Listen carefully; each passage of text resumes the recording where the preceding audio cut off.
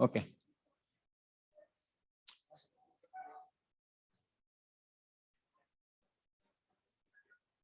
चाहिए करूं, अगर जरूरत है तो कर दूंगा, हाँ नहीं तो नहीं।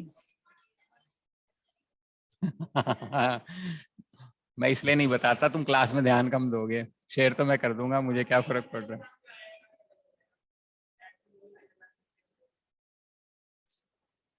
Okay. So we are going to study ratio, proportions and variations, time permitting, but we are certainly going to cover these two agendas for the day. ठीक है, हम ये दो चीजें certainly पढ़ने वाले हैं, ध्यान दो। ठीक है, तो जो लोग की फर्स्ट क्लास है उनसे मैं एक सवाल जरा पूछ लूं पहले, कि 12th में मैथ्स थी या नहीं थी? 10th तक थी। अच्छा, अभी क्या कर रहे हो? बीकॉम कर रही है, किया है इधर से। 11 12th में मैथ्स थी आपके पास, तुम्हारे पास नहीं थी? ओके, हाँ नहीं थी, थी ओके। सो दो तीन लोगों के पास थी और बाकियों के पास नहीं थी। चलो, जिनके पास थी उनसे सवाल ये है कि आती थी, एवरेज आती थी? ओके चलो। हाँ मतलब जनरली अगर पास किया है, अगर थोड़ा बहुत नकल मार के पास किया तो आता ही होगा, पूरा ही किया है तो अलग प्रॉब्लम है। बट आसान नहीं होता था उस जमाने में कॉपी करना। आजकल तो ऑनलाइन क्लास होती है तो पीछे बैठ के एक यहाँ मोबाइल यहाँ रख लेते हैं, क्योंकि वो कहते हैं ना, नजर ऊपर नीचे हुई तो artificial, there are softwares that can identify your eyelids, कि इधर जा रही है उधर जा रही है, तो वो फ्रीज कर देते हैं। तो बच्चों ने अच्छा समाधान निकाला, बोला ठीक है, दोनों को लॉग इन किया, साइमल्टेनियसली फोन उठाया, यहाँ रख दिया, नजर भी कहीं नहीं गई स्क्रीन पे, उसको समझ भी नहीं आ रहा है। So lot of people are getting good marks. But अब ये टेक्निक मत यूज करना तुम लोग कि बोलो हमको टाइम वाले सर ने बताया था, हम तो इसलिए हैं, सजा भी उनको ही मिलनी चाहिए, हमें तो, हम तो हैं तो फॉलोअर हैं। So you know okay, so we are going to understand what is ratio and what is proportion, and then we'll see some of the kinds of questions that we can get in the examination. Now for all practical purposes, if you're talking about CAT exam per se, specifically अगर हम CAT की बात करते हैं, तो direct question सिर्फ ratio proportion का नहीं मिलेगा आपको। It is always an indirect question, या किसी एक क्वेश्चन के साथ कंपोनेंट या क्लब होके क्वेश्चन आता है। ठीक है, जैसे लीनियर इक्वेशन जो हमने पिछली बार पढ़ा था, उसके साथ ये कंबाइंड हो सकता है। टाइम स्पीड एंड डिस्टेंस के जो क्वेश्चंस होते हैं उनके साथ कंबाइंड हो सकता है। वर्क एंड टाइम के जो क्वेश्चंस होते हैं उनके साथ कंबाइंड हो सकता है। That is specifically talking of CAT and jet.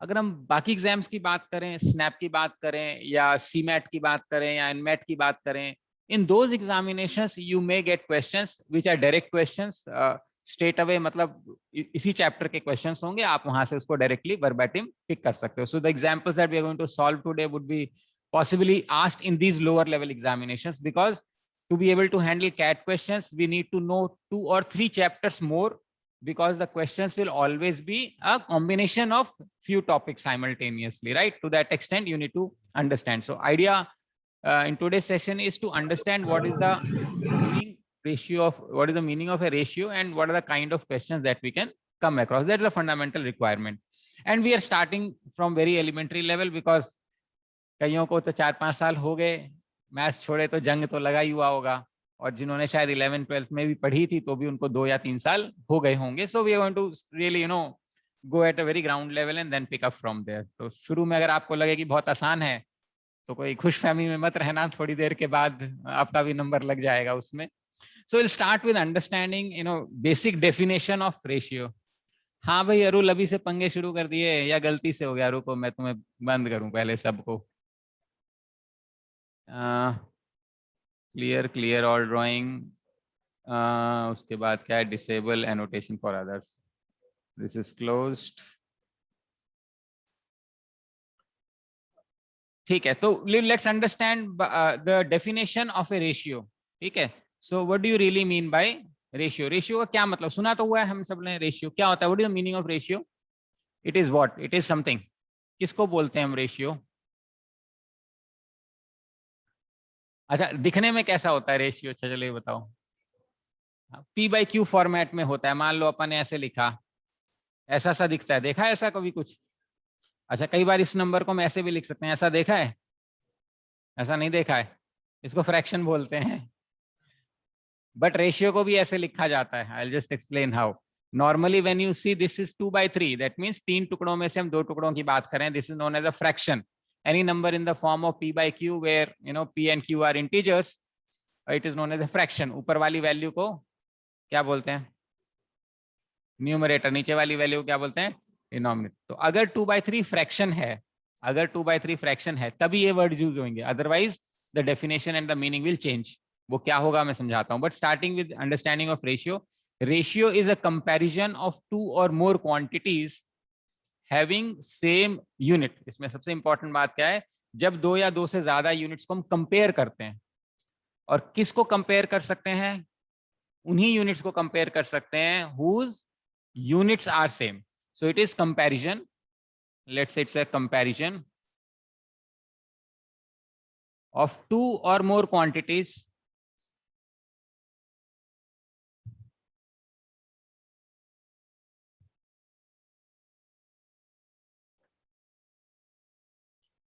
having same units. For example, मैंने लिखा 2:3:5 मान लेते हैं. मैंने लिखा 2:3:5. इस बात का क्या मतलब है? लेट्स से इसके बाद का ये मतलब है, अगर मान लेते हैं ए को मैंने 2 बोला, बी को मैंने 3 बोला और सी को मैंने 5 बोला है.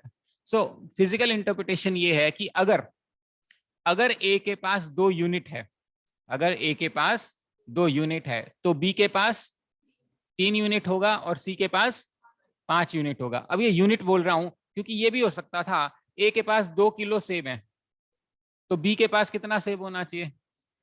3 क्विंटल हो सकता है, टन हो सकता है, ग्राम हो सकता है. क्यों नहीं हो सकता?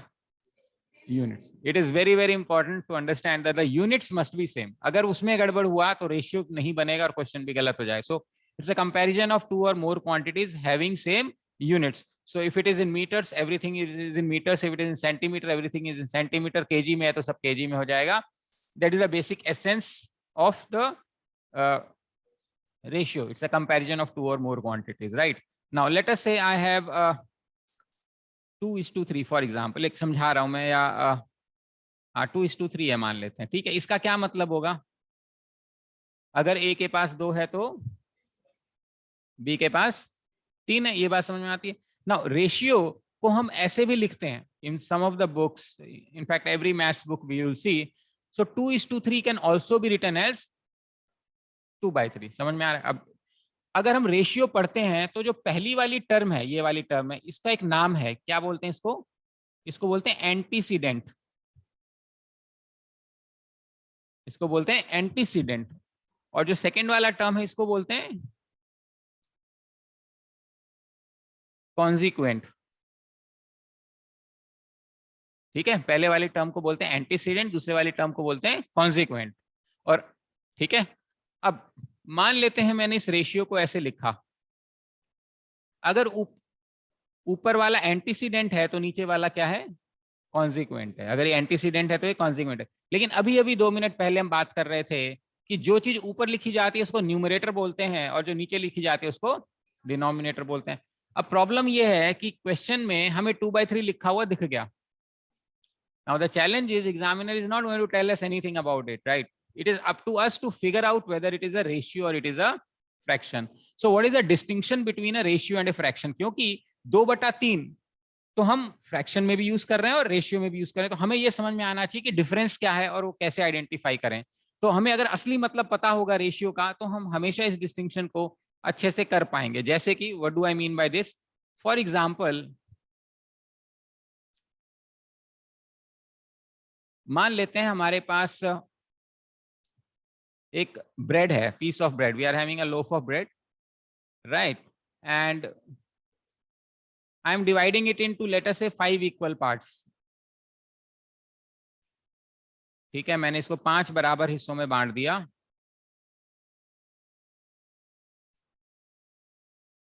ठीक है, so there are 5 equal parts in this bread. Out of this 5 parts मैं बोलता हूं कि जो 2 पार्ट है ना उसमें चेरी है. से for example this 2 contains cherry. खाइए चेरी कभी, कैसी होती है? कौन सी आइसक्रीम वाली खाई है क्या? वो मेवाड़ प्रेम के आइसक्रीम नहीं मिलते हैं, वो क्या कुल्फी सी क्या बोलते हैं उसको, कॉर्न्स, सॉफ्टी खाई है? उसमें उसमें कहते हैं कि हम वो डाल रहे हैं, क्या बोलते हैं, क्या ये क्या बोला था मैंने भी, चेरी डालते हैं, बट वो चेरी नहीं होता, वो कद्दू होता है, पता है? हाँ, cherry is like very costly fruit. Course Hisar के आसपास भी there is a cultivation of cherry where by they grow cherry, shape की होती है with long, means that is cherry. वो जो काट काट के ना ऊपर से डाल देते हैं, चेरी डाल रहे हैं, वो बकवास करते हैं मुंह मत खाना, कलर होता है, that's all. Now if the question asked to you in this case, what is the ratio of the bread containing cherry to not containing cherry? 2:3, यानी कि 2 पार्ट में चेरी है और 3 पार्ट में चेरी नहीं है, so the answer would be 2:3. Now if the question is repeated, what fraction of bread contains cherry? 2/5.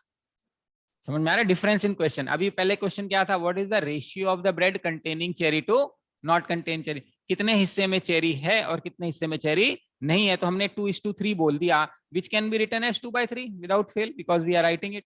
But if the question asked to you is what fraction of bread contains cherry, then 2/5 ये fraction को represent कर रहा है। So and what fraction of bread does not contain cherry, 3/5। ठीक है, अब इसका मतलब यह है कि जब हम फ्रैक्शन की बात करते हैं, the value which you see in the bottom portion, the value that you see in the bottom portion will represent what, total, whole. मतलब जब हम फ्रैक्शन का मतलब होता है हिंदी में टुकड़ा, तो अब सवाल यह है कि कितने टुकड़े में चेरी है, तो 5 टुकड़े में से 2 में चेरी है, तो you represent 2 parts out of 5 parts. तो डिनोमिनेटर जिसको हम बोल रहे हैं जो नीचे है, उसमें क्या वैल्यू रिप्रेजेंट हो रही है, टोटल वैल्यू रिप्रेजेंट हो रही है। लेकिन जब हम ये बोलते हैं what fraction of bread contains cherry और आपने 2/3 लिखा, तो इसका मतलब 2 भी क्या है, पार्ट है, और 3 भी पार्ट है। किसका पार्ट है, सेम होल का। आप ये नहीं कह सकते सर ये वाला जो 2 पार्ट है वो तो मतलब इस ब्रेड का है, और 3 जो है वो सर वो तो मेरे घर के पास बिकता है उस ब्रेड का है, ऐसे नहीं होगा। हम जब रेशियो की बात करते हैं तो पार्ट्स की बात करते हैं, और वो जो दोनों पार्ट हैं वो कॉमन होल का पोर्शन होता है, ये ध्यान रखना है अपने को। और जो कॉमन टोटल है वो 5 है, इस केस में पूरा ब्रेड है। तो 5 पोर्शन में से 2 में चेरी है, 3 में चेरी नहीं है। सो you need to really be very smart enough to read the question as to figure out whether we are talking about a ratio or whether we are talking about a fraction. The only distinction is जो नीचे वाला portion है वो total को represent करता है fraction के case में, जो नीचे वाला पोर्शन है वो पार्ट को रिप्रेजेंट करता है रेशियो के केस में, बस ये फर्क है। उसके अलावा mathematically speaking there is no difference between the mathematical operations of fraction. What do I mean by this, I mean कि मान लो अपन ने फ्रैक्शंस में मैंने कहा 2/3 + 4/5, मान लो मैंने कहा ऐड करो, तो इसका ऐड करने का तरीका एलसीएम लोगे, 15 करोगे, एलसीएम को 3 से डिवाइड करोगे 5 आएगा, 5 को 2 से 10 आएगा, फिर 3 करोगे 12 आएगा, तो अपना 22/15 ऐसा सा कुछ बनेगा।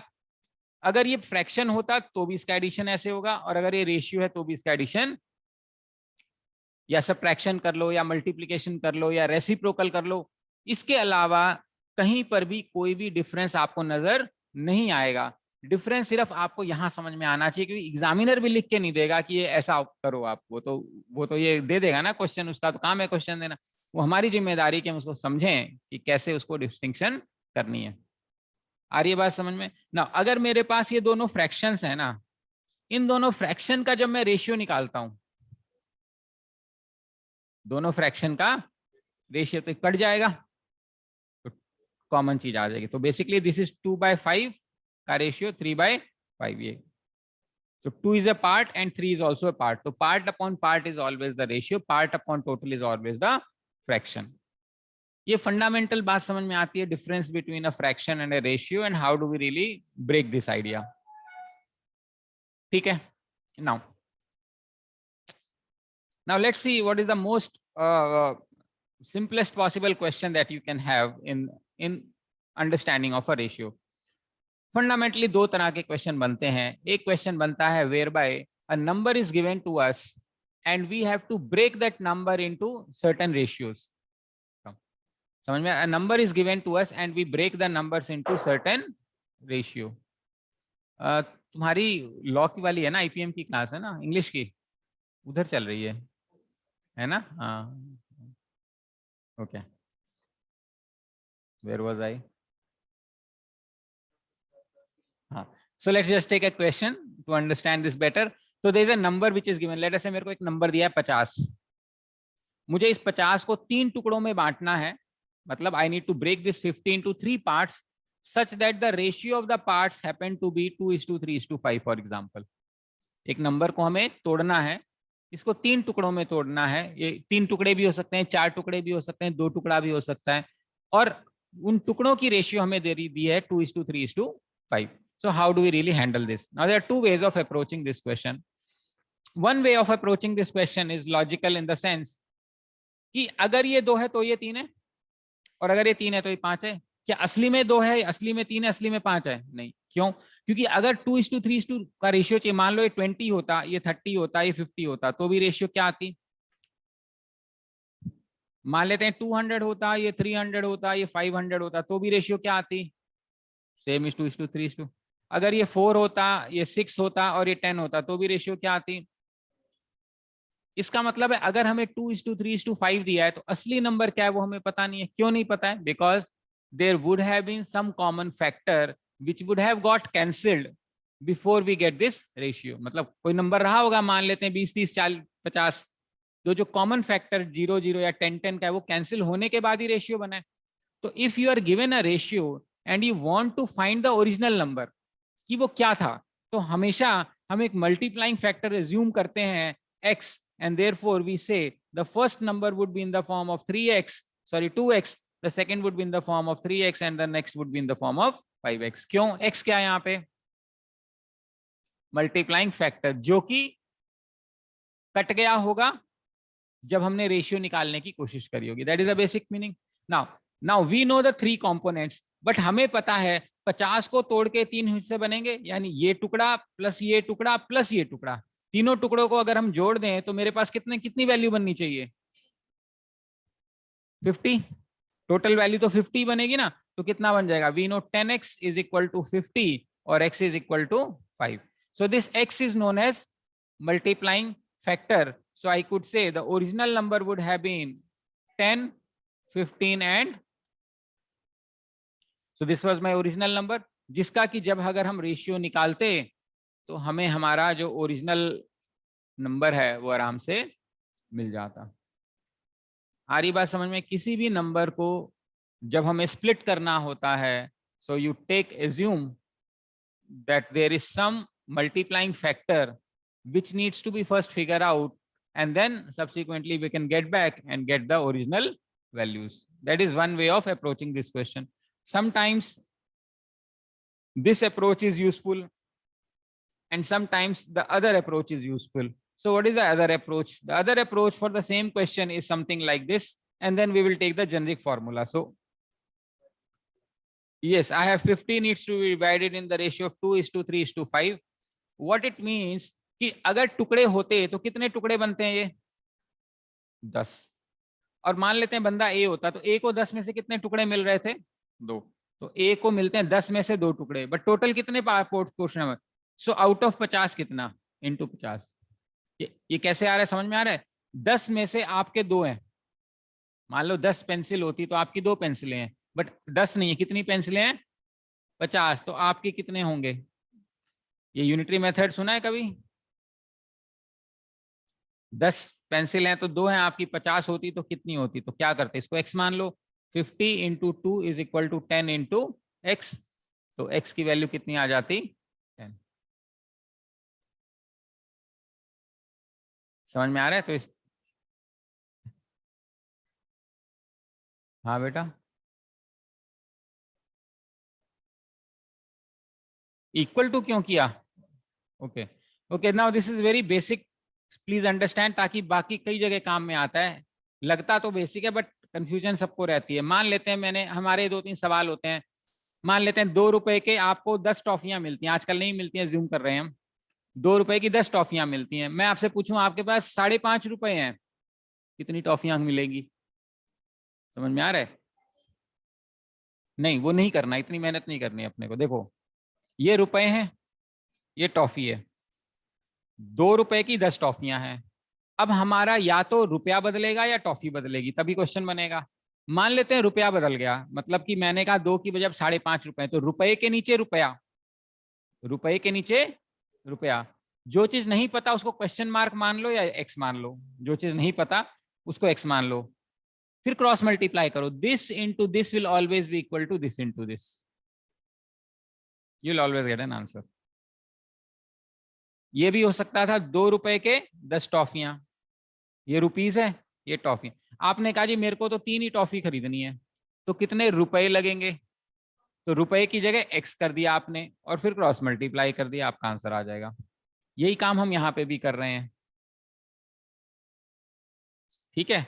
सो unitary method is very useful in large number of places. जो हम बाद में करने वाले हैं उसमें भी यूनिटरी मेथड काम में आएगा। हालांकि यूनिटरी मेथड का मतलब वही होता है, पहले 1 का निकालो फिर मल्टीप्लाई करो, बट क्यों निकालें जब हमें मल्टीप्लाई करना और हम डायरेक्ट निकाल सकते हैं तो, ठीक है। तो ये मान लेते हैं बी होता, तो इसको इसको कितना मिलता? 3 मिलता, कितने में से? 10 में से, लेकिन है कितने? तो इनटू, हिंदी में ना इसको तो फिर बोलते हैं, मतलब मैं बोलता हूं, कहीं लिखा नहीं है ऐसा समझाने के लिए। और इन टू कन्वर्टेड इनटू इंग्लिश, आई में से आउट ऑफ, दैट मीन्स 3 मिल रहा है 10 में से, सो आउट ऑफ 50 कितना मिलेगा?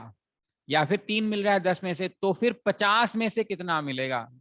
जिसमें से निकालना होता है आप उसको मल्टीप्लाई कर देते। तो किसी भी तरीके से आपको समझ में आना चाहिए, दैट्स ऑल। कोई जरूरी नहीं है कि भाई यही मेथड या सर ने बोला था। अगर आप कंफर्टेबल हैं ऑलरेडी तो फिर कुछ चेंज करने की जरूरत नहीं है, वो कंटिन्यू करने। अगर नहीं कुछ समझ में आ रहा तो हम इस नई चीज को अडॉप्ट कर सकते हैं, ठीक है। तो जो भी आपको पता होगा वो भी उसी उतनी ही स्पीड से भी उसमें भी काम चल जाएगा आपका। आ रही बात समझ में? और फिर थर्ड वाला जो पोर्शन बनेगा, ऑब्वियसली ये बनेगा 5/10 into, obviously you can see the answer is same, 10, 15 and 25, right? Now how will this idea be represented in the textbooks? और जब आप किताब अपनी खोल के पढ़ोगे तो it is something like this, when a needs to be broken into, let's say, 2 parts, b and c. So this will become b upon b plus c into a, this will become c upon b plus c into a. Similarly, let us say I have an a which needs to be divided in the ratio b is to c is to d, for example. So this becomes b upon b plus c plus d into a. This becomes c upon b plus c plus d into a, and this will become d upon b plus c plus d into a. I hope this makes sense to you guys. Should not be a problem. Very basic, very elementary. It's just about distribution of a number into certain components and vice versa. That's it. So, but you will find that this is the most useful activity that we will do by solving a question based on ratios. ठीक है, अगर अपने आप में पूरा question नहीं है तो पक्का किसी क्वेश्चन का पार्ट तो में यूज करना पड़ेगा।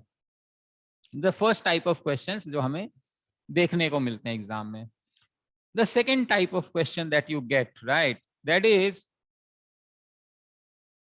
certain ratios are given to us and we are expected to either find the first ratio and the last ratio, or we are expected to find all the ratios. What do I mean by this?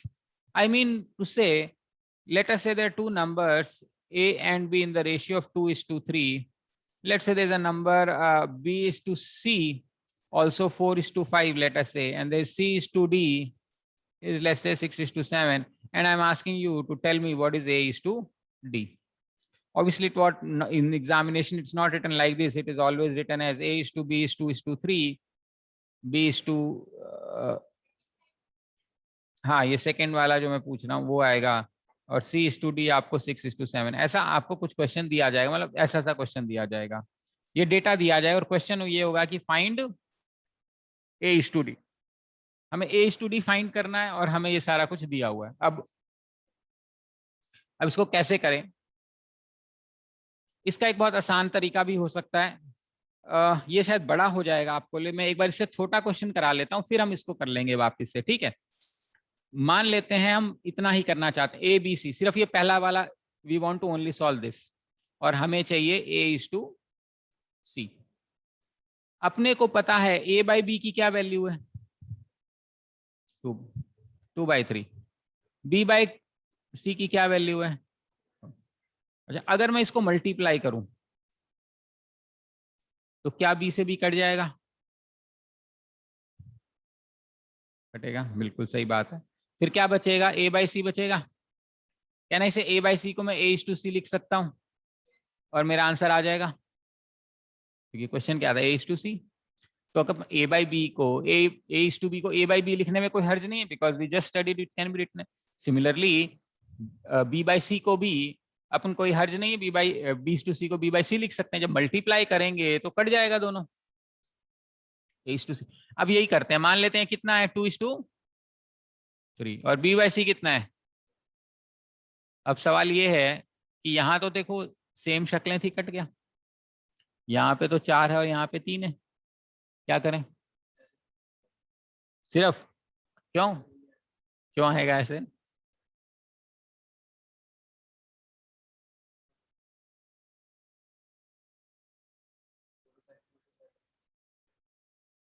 Answer वही आएगा, क्यों आएगा बस वो समझा देता हूँ, बाकी आप सही हो, answer will be same.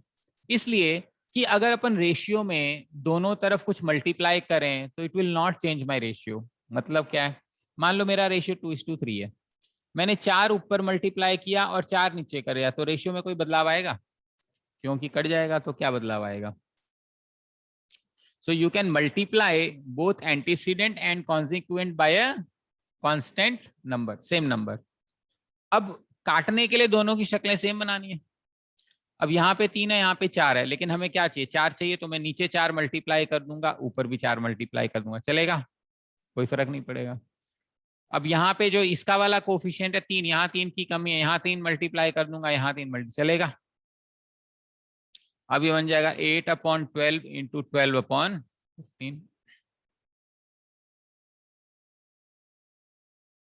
But सवाल ये कि अगर ये सब ना करते तो भी आंसर आता, कैसे आता, 2/3 इंटू 4/5, इनको मल्टीप्लाई करोगे 8, इनको मल्टीप्लाई करोगे 15, आंसर आ जाएगा 8/15, जो कि 8/15। मतलब क्या है, मल्टीप्लाई करेंगे ना तो इंटरनली कैंसिल हो जाएगा, इस चक्कर में मत रहना कि ये सर ने ए बाई बी तो बता दिया और बी बाई सी कट तो रहा था, यहाँ तो नहीं कट रहा शक्ल, कैसे भाई, ऑब्वियसली आप 3 को 4 से काट तो नहीं सकते हो ना। तो इसके लिए काटने का बेसिक पर्पस होता है common things can be eliminated, but in this we know that when you multiply the antecedent and consequent by a constant number it will not impact my ratio। वो ऑफ कोर्स वो background में चल रहा होता है, वो सिर्फ समझाने के लिए मैंने बताया, एग्जाम में ऑब्वियसली हमें ऐसा कुछ नहीं करना है, अपन डायरेक्ट मल्टीप्लाई करेंगे और हमारा आंसर आ जाएगा। अगर ऐसी बात है तो आप मुझे ए इज टू डी का आंसर बताइए, ए इज टू डी इसका, ये क्वेश्चन है, ए बी दिया हुआ है, बी सी दिया है, सी डी दिया है, और आपको ए इज टू डी बताना है, कैसे निकलेगा।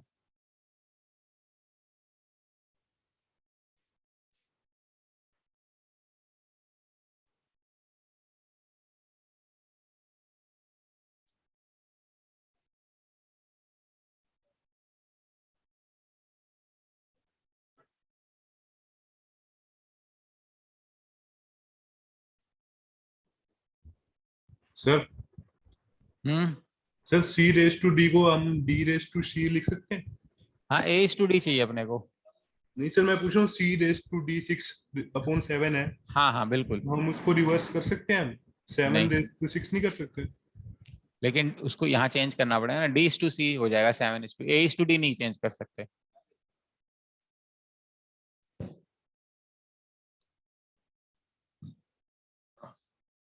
आया आंसर कुछ, क्या करना है बताओ। मल्टीप्लाई करना है और क्या करना है, 2/3 इंटू 4/5 इंटू 6/7। तो यहाँ से 3 से 2 कट जाएगा, तो ये आ जाएगा 8 2 जा 16/35, that should be the answer. It is same as saying A by B into B by C into C by D. तो बी से बी कटा, सी से डी कटा, कितना आया जो कि मेरा आंसर आ गया 16। हाँ जी, any problems anybody? No problems nobody? पक्का? हाँ जी, ऑनलाइन सबको समझ में आया? कोई प्रॉब्लम इसमें? हाँ जी, anybody having a problem? Arul, Chetna, Khushhal, Manan, Nishu, Manthan, Prerna? Okay, no problems, very good. ऐसा कोई क्वेश्चन नहीं आएगा इतना आसान एग्जाम में, कैट में तो कतई नहीं आएगा, ठीक है। बट हाँ, बाकी एग्जाम्स में आ सकता है। तो कैट में तो ये पूछेगा नहीं, क्योंकि क्या कर रहे हो इसमें, गुणा ही तो करना है। हाँ, पता जरूर होना चाहिए, वो ऑब्वियसली एक बार कोई पढ़ लेगा तो पता हो जाएगा। वो ये बोलेगा A:B:C:D:E, कुछ भी, कितना भी बड़ा सवाल हो, उसमें कोई पंगा तो है नहीं, क्योंकि मल्टीप्लाई तो करना है, ऊपर ऊपर नीचे नीचे। तो बोलेगा ये करो, क्या करो, बोला ऐसा मत करो, तुम मुझे सारा निकाल के दो। बोलेगा A:B:C:D, ये निकालना है अपने को। तो समझ आ रहा है क्या कह रहा हूं मैं? अब A:B:C:D, यानी सारों की रेशियो निकालनी है। अब इसमें थोड़ा सा काम करना पड़ सकता है आपको, कैसे और क्यों। A:B की अगर हम बात करें तो ये था 2:3, और B:C की बात करें तो कितना था, 4:5। अब अगर अपने को A:B:C लिखना है, तो ये जो B है वो तो A के साथ भी है, और ये जो B है वो C के साथ भी है। बड़ो B तो इकलौता है, इसका मतलब B तो कॉमन होना चाहिए। अब यहाँ पे A के साथ जो B है वो तो 3 है, और जो C के साथ B है वो 4 है। और हम क्या चाहते हैं, दोनों के साथ हो। दोनों के साथ होने के लिए मुझे B की वैल्यू को सेम करना पड़ेगा, और B की वैल्यू को सेम करने के लिए क्या करना पड़ेगा, I can multiply this value by 4, I can multiply this value by, करा जा सकता है। यानी कि इसकी वैल्यू को इसके कोफिशिएंट से, और इसकी कोफिशिएंट से, जो जो यहाँ पे कांस्टेंट है उसको इससे मल्टीप्लाई, क्रॉस मल्टीप्लाई। ऐसे करने से फायदा क्या होगा, जो पहले फायदा हुआ था, ऐसे करने से फायदा ये होगा, जब A की वैल्यू 8 है तो B की वैल्यू कितनी है, 12। जब A की वैल्यू 8 है तो B की वैल्यू कितनी है, 12। और जब B की वैल्यू 12 है तो C की वैल्यू कितनी है, 15। When A is 8, B has to be 12. But when B is 12, C can be 15. So if I want to write this value in a straight line, I can assume जब A की value 8 है तो B की value 12 होनी चाहिए। जब B की value 12 है तो C की वैल्यू 15 होनी चाहिए। तो अगर A:B अगर हम निकाल के देखेंगे तो 8:12 तो 4:2:3 में आ जाएगा। और अगर अपन B:C निकाल के देखेंगे तो ये 12:15 यानी कि 4:5 दोनों वैलिड वैलिड हो रही हैं, और B की वैल्यू सेम हो गई दोनों केस में, है ना। दोनों केस में सेम हो गया, तो A:B:C का आंसर कितना आएगा, 8:12:15। बट अभी अपने को निकालना था A:B:C:D। अब आप कभी भी ऐसे क्वेश्चन ऐसे नहीं कर सकते कि भाई A:B:C:D को इकट्ठा निकालो, ऐसे कभी कोई क्वेश्चन नहीं बनता। जितना भी बड़ा क्वेश्चन आए, पहले आपको A:B:C ही निकालना पड़ेगा, और उसके बाद जो नेक्स्ट स्टेप बनेगा वो A:B:C:D का बनेगा, ठीक है। तो अब अपन ने मान लो A:B:C निकाल लिया। अब हमें जो गिवन है वैल्यू, वो क्या गिवन है, हमें, वेरी गुड, हमें डेटा गिवन है C:D, और C की कितनी वैल्यू है यहाँ इस केस में 6, और D की कितनी वैल्यू है 7। नाउ मैंने अभी अभी आपको बताया था कि भाई जनरली जो C का कांस्टेंट है उसको यहाँ मल्टीप्लाई करना है, और यहाँ वाला जो कांस्टेंट है वो C के नीचे यहाँ मल्टीप्लाई, क्रिस क्रॉस, यानी 15 ऊपर है तो नीचे से मल्टीप्लाई होगा, नीचे 6 है तो ऊपर चला जाएगा। बट ये जनरल ठीक है, मतलब अगर हम कर लेंगे तो भी कोई दिक्कत नहीं है। बट उसमें क्या होगा, कॉमन रेशियो आ जाएगा एक। मतलब क्या है, आइडियली ऐसा सिर्फ समझाने के लिए बोल दिया जाता है कि जो C है, जो C की वैल्यू है उसको ऊपर वाले से मल्टीप्लाई कर दो, और जो नीचे वाला मतलब ऊपर वाला C है उसको नीचे वाले से कर दो। एक्चुअली इसके एलसीएम से करना होता है। क्या मतलब है, दोनों करके देख लेते हैं। मान लेते हैं आपने कहा कि सर 6 से आपने कहा था, तो अपन इसको 6 से कर देते हैं, और इसको अपन 15 से कर देते हैं, तो C कॉमन आ जाएगा। अब आंसर अगर अपन निकालेंगे तो आंसर क्या आएगा, देखो मान लो A:B:C, A की वैल्यू 6 से 8 जा 48, 12 6 जा 72, 15 6 जा 90, और नीचे अगर हम देखेंगे C/D तो 5 6 सॉरी 15 15 6 90 एंड 15 7 105 हो जाएगा। अब C की वैल्यू सेम आ गई, C की वैल्यू कितनी आ गई 19। अगर अपन इसका रेशियो निकालेंगे तो क्या बनेगा 48:72:90. Now, is this the answer? In the option you may not be given this value because it is not in its standard form. Standard form का मतलब क्या होता है कि कोई भी कॉमन फैक्टर ना बचे। इसमें कुछ कॉमन है 3, तो अगर अपन इसको 3 निकाल दें तो कितना बनेगा 3 इंटू 16, ये कितना बनेगा 3:24, ये कितना बनेगा 3 इंटू 30, और ये कितना बनेगा 3 इंटू, अब सब में 3 3 है,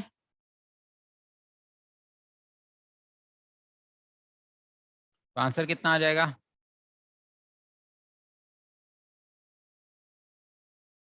हमें एक स्टेप क्या एक्स्ट्रा करना पड़ा इस केस में, जो कॉमन है उसको। लेकिन अगर हम यहाँ पे 6 और 15 ना करके 5 15 और 6 का एलसीएम कितना होता है,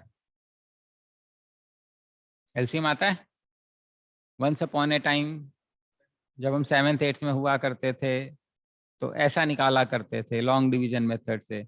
स्मॉलेस्ट प्राइम नंबर लेते थे 2, 15 डिवाइड नहीं होगा तो यूं का उठाएंगे 2 3 जा 6, फिर 3 लेते हैं क्योंकि 2 से नहीं हो रहा, 3 5 जा 15, 3 1 जा 3, फिर 5 से लेंगे 5 1 जा 5, इनको मल्टीप्लाई करेंगे 6 पंजे 30। समझ में आ रहा है?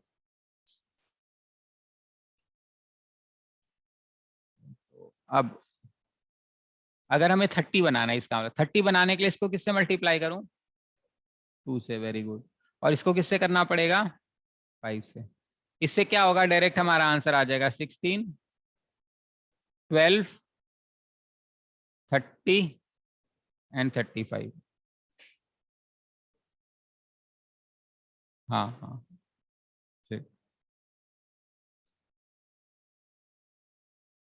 2 2 जा 12 2 जा 24। समझ में आ रही बात?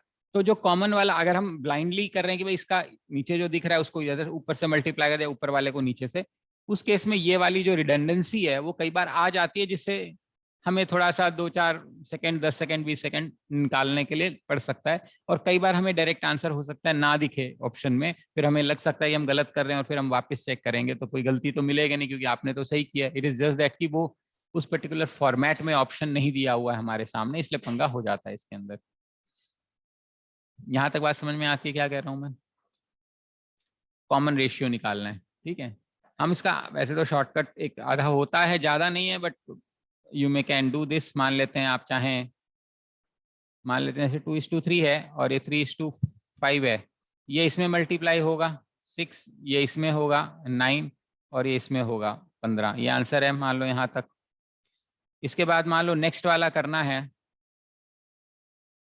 6:7। वंस अगेन करेंगे तो रिडंडेंसी आ जाएगी, ये इसमें जाएगा 36, ये इसमें जाएगा 54, सॉरी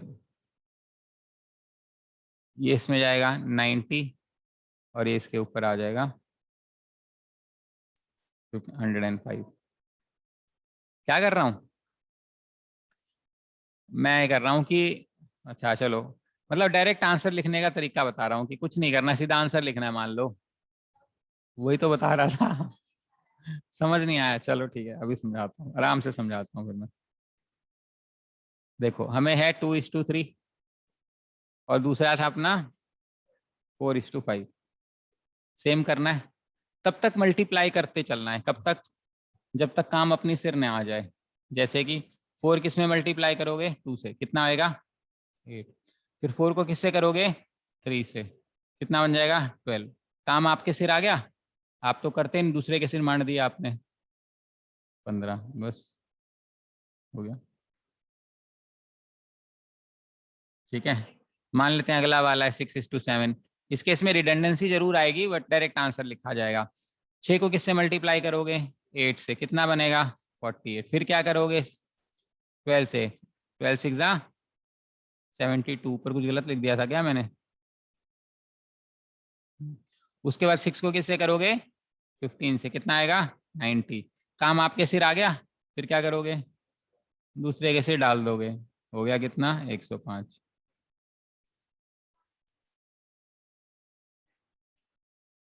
ये तो आसान है इसलिए दिख रहा है, कोई बात नहीं, कई बार नहीं भी दिखेगा। तो दिख रहा है, वो तो वैसे ही दिख रहा है, मतलब कुछ ही ना करो तो भी दिख रहा है आंसर। तो explain, example has to be easy for you to understand. ठीक है? हैं? कौन सा है? देखो कुछ कुछ जगह वो दूसरा वाला यूज करना पड़ता है, कुछ जगह ये। ऐसा कोई यूनिवर्सल रूल नहीं है, वो डिपेंड करता है कि वैल्यूज कितनी बड़ी हैं, कॉम्प्लेक्स कितनी है। तो अगर सिंपल वैल्यूज है तो डायरेक्ट मल्टीप्लाई कर लो, और कॉम्प्लेक्स है तो फिर आप केस बाय केस करोगे, उससे फर्क पड़ेगा। जब कई सारे क्वेश्चन करोगे ना, समझ जाओगे कि इसको यहाँ लगाना है, इसको यहाँ लगाना है। हालांकि दोनों मेथड से हो सकता है, it is just about time saving and your comfort level for that particular question, बस इतनी सी बात है। ठीक है, यहाँ तक समझ में आती है? Now there are certain standard terminologies that are available that we really need to know ratio के अंदर। जैसे कि सबसे पहला जो इसको हम बोलते हैं, मैं स्टैंडर्ड रेशियो की बात कर रहा हूँ। मैंने स्टैंडर्ड रेशियो बोला था ना, तो होता क्या है स्टैंडर्ड रेशियो, और क्यों बोलते हैं उसको स्टैंडर्ड रेशियो? तो स्टैंडर्ड रेशियो वो होता है जिसमें कोई कॉमन फैक्टर ना हो। फॉर एग्जाम्पल, क्या 4:6 स्टैंडर्ड रेशियो है? क्योंकि इसमें 2 × 2 लिखा जा सकता है, इसमें 2 × 3, there is a common factor of 2, so this is not a standard. Standard ratio का जो टेक्निकल डेफिनेशन होती है वो होता है HCF ऑफ, या न्यूमरेटर डिनोमिनेटर बोल देता हूँ, या एंटीसीडेंट कॉन्सिक्वेंट बोल देता हूँ, वो 1 होना चाहिए। यानी कोई भी कॉमन फैक्टर ना हो दोनों के बीच में, तो हम उसको क्या बोलते हैं? Standard ratio. दूसरा होता है इक्विवेलेंट रेशियो।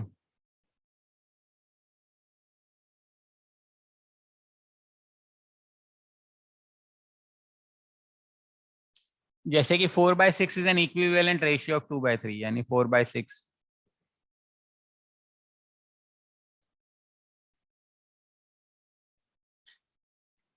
ये सारे रेशियोज क्या हैं? इक्वल बोलते हैं, बट इसका मोर अप्रोप्रिएट अंडरस्टैंडिंग जो डेफिनेशन है या जो वर्ड यूज होना चाहिए वो होता है इक्विवेलेंट रेशियो। ठीक है? इक्विवेलेंट रेशियो मतलब हम जैसे 2/3 इज इक्वल टू 4/6 इक्वल है in a sense, but 4/6 is known as equivalent ratio of 2/3। ठीक है? और you can also say 2/3 is an equivalent ratio of 20/30।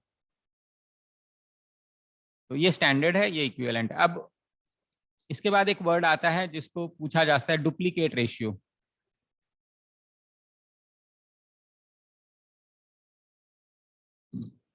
मान लेते हैं A:B है, A:B, इसका डुप्लीकेट रेशियो क्या है?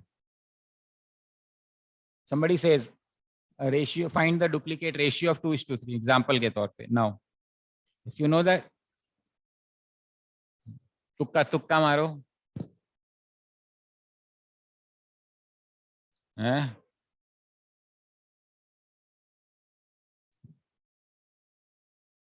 इसका आंसर बनेगा 2²। So 4:9 is a duplicate ratio of 2:3। यानी स्क्वायर जब कर देते हैं ना दोनों रेशियो का, यानी उसी रेशियो को उसी से आपस में मल्टीप्लाई कर देते हैं, तो उसको हम डुप्लीकेट रेशियो बोलते हैं। ठीक है?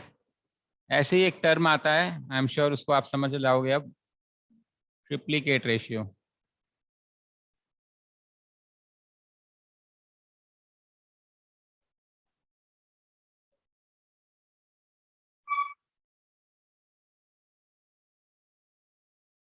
ठीक है? नाम है, बस नाम पता हो ना। ट्रिप्लीकेट, ट्रिप्लीकेट, हाँ। ठीक है?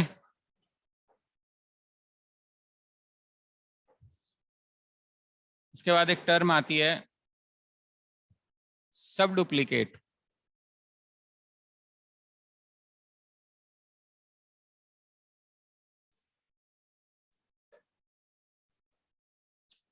सब डुप्लीकेट ऑफ क्या बनेगा ए बी का, हाफ या अंडर रूट,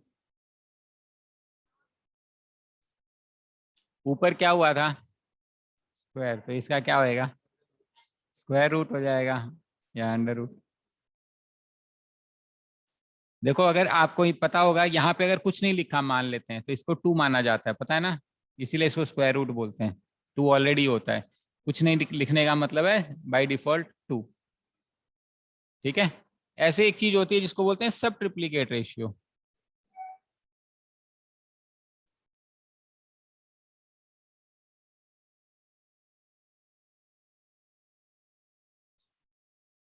क्या बनेगा इसका,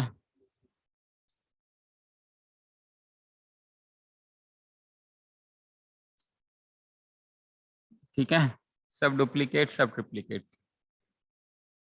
ठीक है, कई बार ये भी क्वेश्चन आ जाता है कंपाउंड रेशियो,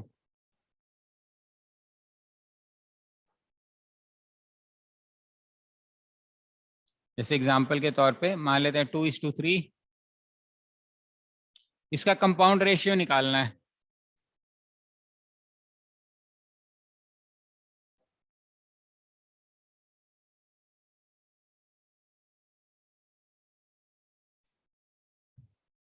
है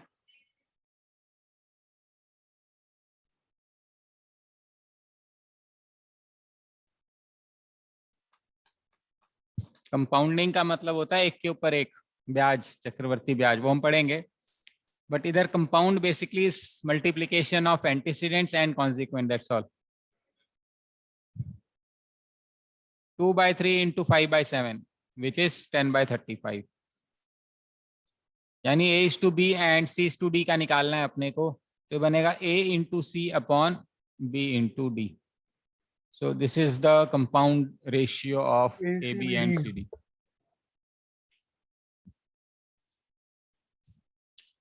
Making sense? अब अगर पता है तो 2-3 सेकंड का भी सवाल नहीं है, और नहीं पता है तो डब्बा गोल है, कोई इलाज नहीं है इसका। And these have been asked in some format or the other. ठीक है, so these are certain nomenclatures that we have. Vibes. Okay, so this is what we have in terms of ratios, right? Fundamentally ये ratios होते हैं, क्योंकि 2 ही type वाले question जो हैं वही आते हैं। उसके बाद वेरिएशन के अंदर, प्रोपोर्शन के अंदर रेशियोज का इस्तेमाल होता है। तो क्विक रिकैप में अगर हम देखें तो हमें पता चलेगा कि ratio is a comparison of 2 और मोर क्वांटिटीज, उनके यूनिट सेम होने चाहिए, पहली बात तो यही है, यानी किलो में है तो किलो में, मीटर में है तो मीटर में, सेकंड में है तो।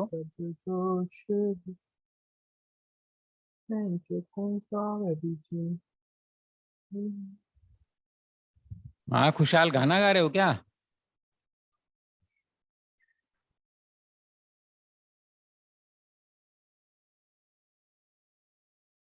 ओके ठीक है, then we understood the first term is known as antecedent, the second term is known as consequent. Then we also understood what is the difference between a fraction and a ratio. Fraction में numerator और denominator का नाम होता है, इसके अंदर antecedent and consequent का नाम होता है, और फ्रैक्शन में जो नीचे वैल्यू होती है वो टोटल को रिप्रेजेंट करती है, और रेशियो में जो नीचे वाली वैल्यू होती है वो पार्ट को रिप्रेजेंट करती है। फिर हमने देखा कि अगर हमारे पास कोई नंबर है, हमें उसको 2 या 3 हिस्सों में बांटना है तो हम कैसे कर सकते हैं। एक तो हम एक्चुअल वैल्यू बना सकते हैं, यानी मल्टीप्लाइंग फैक्टर ढूंढने का कॉन्सेप्ट है कि भाई रेशियो दे रखा है तो एक्चुअल वैल्यू क्या होगा, उसमें कुछ ना कुछ मल्टीप्लाई करते चलो तो एक्चुअल वैल्यू आ जाएगी।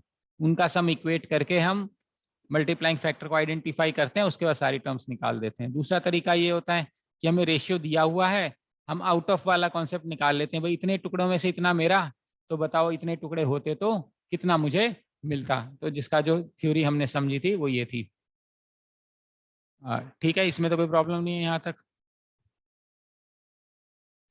फिर हमने कहा था भाई A is to B is to C is to D दिया है, A is to D निकालना है। Basically what you have to do is you have to do find out the compound ratio. Ultimately क्या कर रहे हैं, सबको multiply कर रहे हैं। अगर पहला और आखिरी हमें क्वेश्चन आ जाए एग्जाम में तो हम सारी वैल्यू तो निकालेंगे नहीं, अपन क्या करेंगे, सिर्फ मल्टीप्लाई कर देंगे, which is nothing but compounding, क्योंकि कंपाउंडिंग का मतलब होता है जितनी भी, अगर ऐसा नहीं है कंपाउंडिंग 2 में ही होती है, 3 रेशियो में भी हो सकती है, 4 में भी हो सकती है। तो कंपाउंडिंग करने का क्या मतलब है? करने का ये मतलब है कि अपन ऊपर वाली सारी वैल्यूज को मल्टीप्लाई कर दें रेशियो या डिवाइड बाय नीचे वाली सारी वैल्यूज को मल्टीप्लाई कर दें। That is how you understand ratios. बताइए यहां तक बात समझ में आती है सभी को? तो किताब देना, 2-4 एग्जाम्पल्स देख लेते हैं, फिर मैं आपको प्रोपोर्शन बोलता हूँ।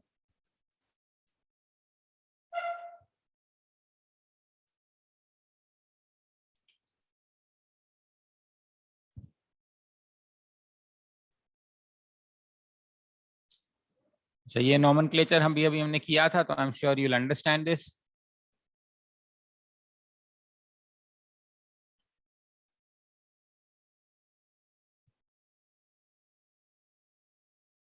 The score of Mohan and Sohan in a test are in the ratio of 5:4. If their total score is 135, find Mohan's score.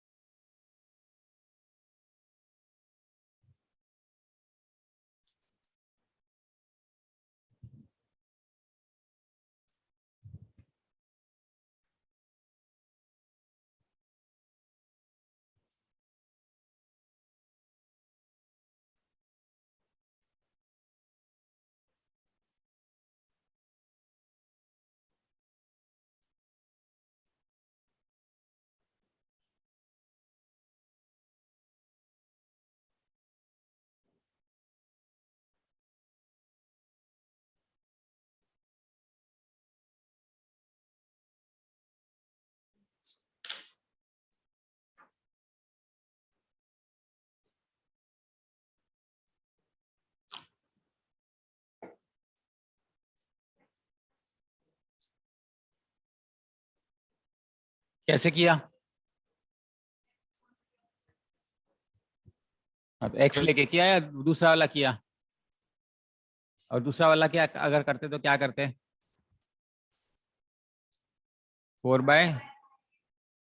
4/9 into 130। किसका पूछ रहे हैं? मोहन। अच्छा ठीक, 5/9। लॉजिक समझ में आ रहा है क्या करना है इसमें? कुछ ज्यादा टेंट्रम है नहीं। सेकेंड वाला करो। बस मुझे ये बताओ, क्या ए को 4 मान सकते हैं अपन? सॉरी 3, हाँ। क्या ए को 3 मान ले, बी को 4 मान ले, तो बन जाएगी बात?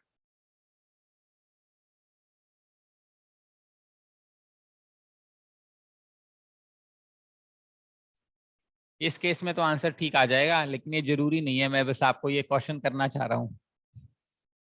मैं आपको सिर्फ, हाँ 2 लिखा है मैंने, मेरी इतनी सुंदर राइटिंग नहीं दिख रही तेरे को?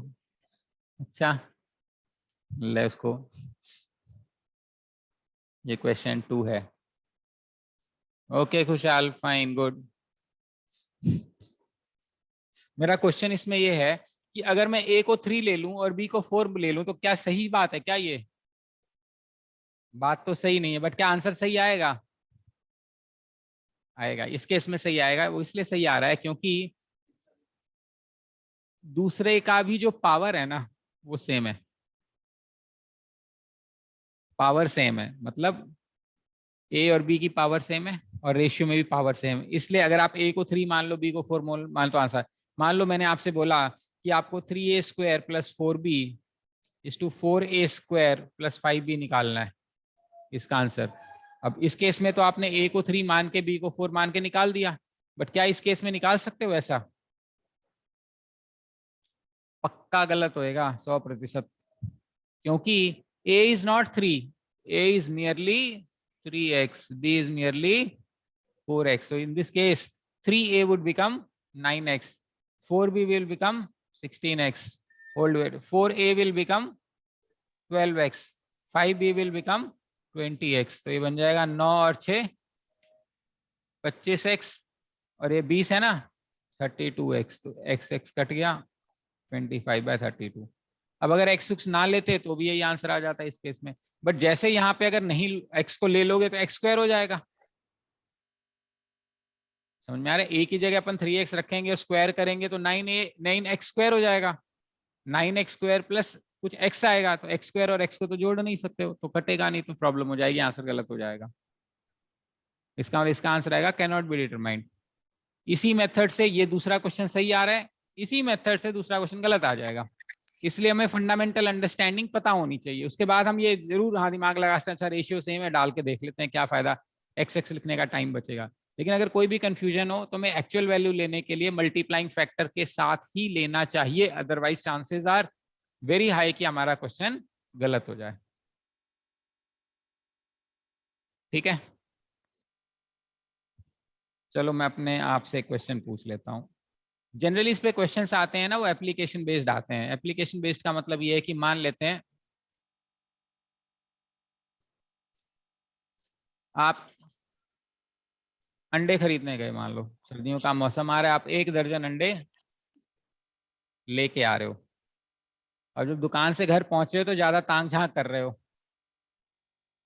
ठीक है, तांग झांक करने में आप गिर गए, और गिर के क्या हुआ, आपके कुछ अंडे टूट गए और कुछ अंडे बच गए। Which of the given ratio is not possible for broken eggs to unbroken eggs? 1:1, 1:2, 2:4 नहीं लिखना चाहते हम, 1:3, 1:4, none।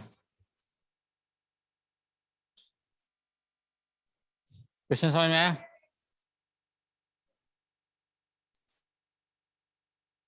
तू बता कितने, तू खाती है, मेरे को क्या पता, मैं कैसे बताऊं तू कितने खरीद के ले जाती है? केले तो खरीदती होगी। 1 दर्जन में कितने केले होते हैं? तो 1 डजन एग बोला तो था, 1 डजन एग्स। मुझे लगा तेरा तो फैन है, तू क्रेट खरीदती है। सर क्या है, 12 में क्या ही होगा है, 12 का तो मैं 2 मिनट में खत्म कर देती हूँ। सो लेट अस से, so the question is, you are carrying a dozen eggs and you happen to fall down rather, and some of the eggs broke and some of the eggs did not break, right? So the question is, what is the ratio which is not possible for broken eggs is to unbroken eggs? Now this is the kind of question that you can expect in the examination, which is little more on the practical side. कौन सा answer होगा, क्यों होगा?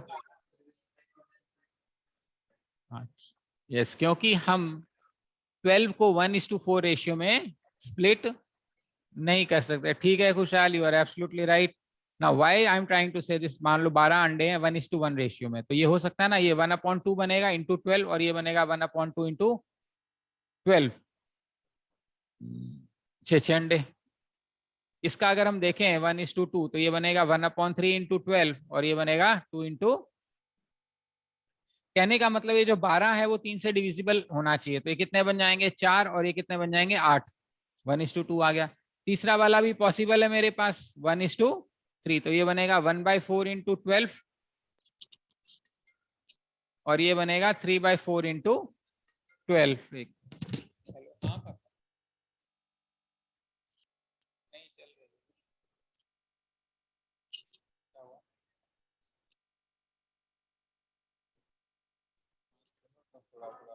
कोई नहीं, ठीक है।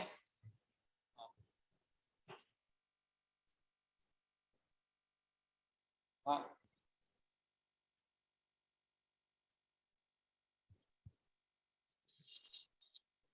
हाँ ठीक है, फिर मैं 2 बजे ले आऊंगा।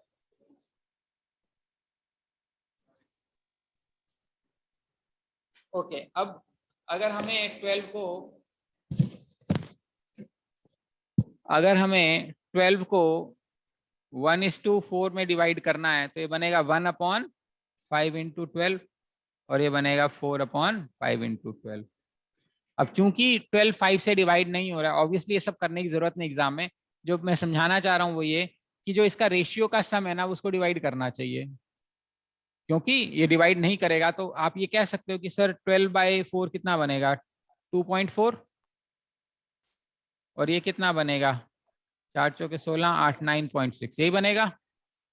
अब ये अगर अगर आप ये कहते हो सर हमारे पास फार्म है मुर्गियों का, स्पेशल अंडे देती है, कोई फ्रैक्शन भी दे देती है, आपको क्या पता, कैसे कह रहे हो कि ये गलत है, उस केस में मान सकते हैं कि हाँ भाई इसमें कोई भी आंसर नन ऑफ दीज है। बट एजम्पशन इज कि अंडे जो है वो इंटीग्रल होते हैं, या तो टूटेगा या नहीं टूटेगा। ऐसा नहीं आधा अंडा टूट गया मेरा, ऐसा नहीं होएगा ना। तो इसलिए वो इंटीजर वैल्यू आनी चाहिए। Now that is common sense in the sense कि nobody is really going to tell us something like this, nobody is going to tell us number, you are expected to know भाई दर्जन का क्या मतलब है, you are expected to know कि भाई अंडा इंटीग्रल ही होता है, या तो फूटेगा या नहीं फूटेगा। That is the whole point in this question. So you'll have those some application based questions in this, जैसे कॉइन्स हैं, सिक्के हैं, पे क्वेश्चंस देखेंगे हम, इस टाइप से क्वेश्चंस हमें मिलेंगे आगे।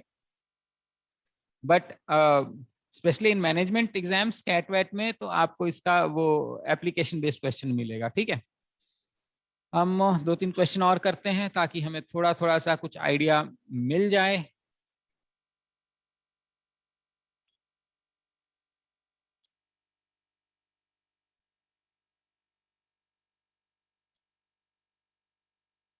Uh, 1400 is divided into 4 parts such that twice the first part, thrice the second part, 4 times the third part, and 12 times the last part are all equal. Find the 4 parts.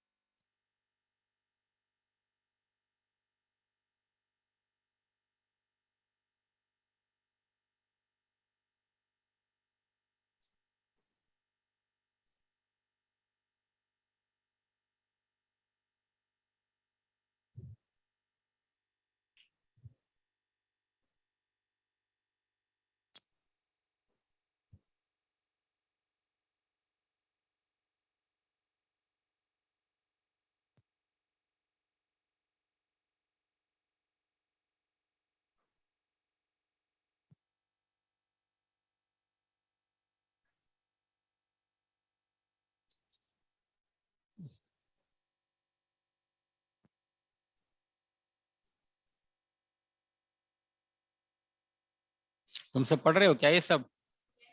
ऐसे secret window होनी चाहिए, मतलब internally chat करने के लिए। अब what can you say, ये these are additional efforts that needs to be made while, उसका नाम ही नहीं पता चल रहा। अरुल आपका माइक ऑन है, और कौन था वो, चला ही गया क्या? नहीं, 19 BCM 1356, अपना नाम बता दो भाई, मैं टाइप कर दूं यहाँ पे। सर यश नाम मेरा। पूरा नाम क्या? यश? यश सिंगला। ओके भाई, ये ठीक है spelling, hopefully. Okay, so try solving this question. Let's just hang out.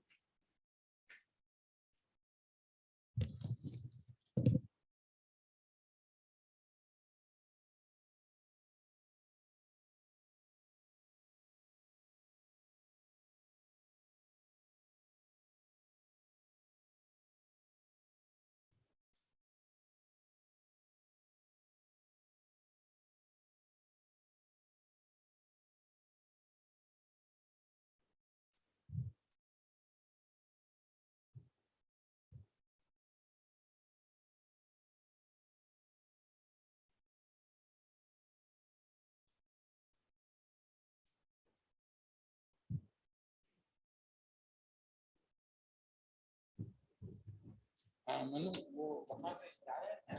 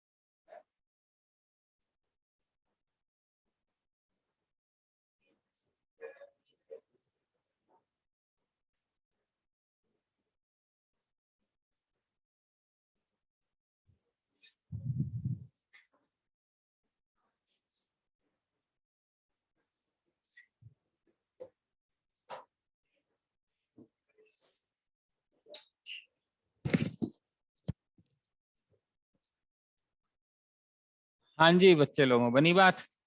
अंग्रेजी समझ में आई? अंग्रेजी में लिखा है, समझ में आया? क्या लिखा है ये बता।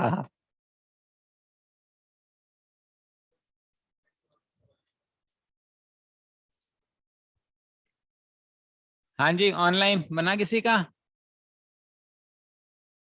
अरुल, चेतन, कुशाल, मनन, मंथन, निशु, यश।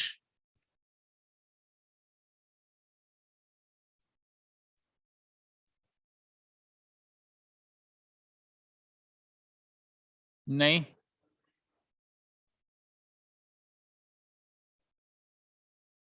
Okay, let's just see how do we approach such a question. It says, हाँ बिल्कुल सही है, लगेगा वही। देखो 1400 है ना, 4 टुकड़ों में बांटा अपन ने। मान लेते हैं ए, बी, सी और डी, ये 4 टुकड़े हो सकते हैं। इसका मतलब अगर अपन A plus B plus C plus D करें तो आंसर कितना आना चाहिए? ये गिवन है, दैट्स द बेसिक मीनिंग। अगला सेंटेंस क्या बोलता है? Such that twice the first part,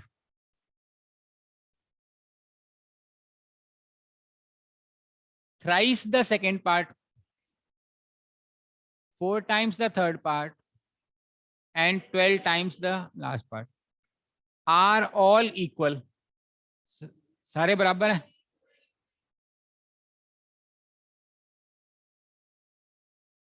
यहां तक बात समझ में आती है? नाउ चैलेंज इज कि हमारे पास टेक्निकली स्पीकिंग 5 इक्वेशंस हैं, 4 वेरिएबल हैं सॉल्व करने के लिए।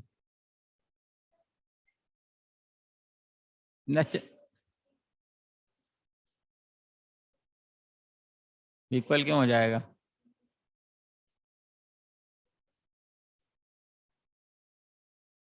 देखो आइडियली तो इसमें एक इक्वेशन ये है, एक इक्वेशन ये है और एक इक्वेशन ये है। 3 इक्वेशन और 4 इक्वेशन और 4 variable.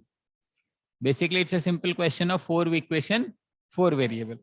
But obviously, you know, the ideal way of handling this question is something like this. Whenever, कोई जरूरी नहीं मैं इसकी बात कर रहा हूँ, कभी भी कोई भी क्वेश्चन ऐसा मिले, कैसा मिले, जहां पे something is equal to something is equal to something is equal to something हो, चाहे समझ में आ रहा है, जहां पर भी ऐसा कोई क्वेश्चन होगा, इतने वेरिएबल हमें तंग कर रहे हैं तो अपन एक वेरिएबल और डाल देते हैं, बोले कोई बात नहीं। समझ में आ रहा है? एक और वेरिएबल इंट्रोड्यूस करते हैं, क्यों? ताकि अपन सारे अननोन क्वांटिटी को सिंगल वेरिएबल में कन्वर्ट कर सकें। कैसे? 2a 3b की बराबर, वो 4c के बराबर, 4। अपन 2a की वैल्यू k मान सकते हैं नहीं मान सकते? क्योंकि 2a is equal to k, तो a की वैल्यू क्या बनेगी?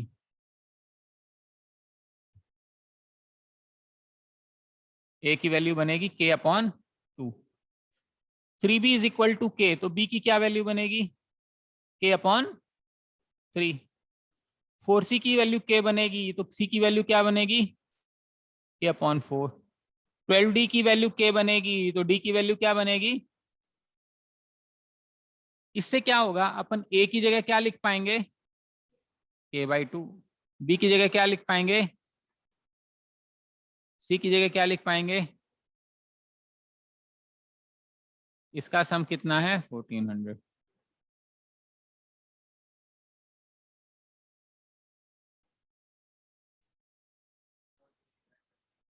है ये आ रहा है, ये कैसे आ रहा है देखो।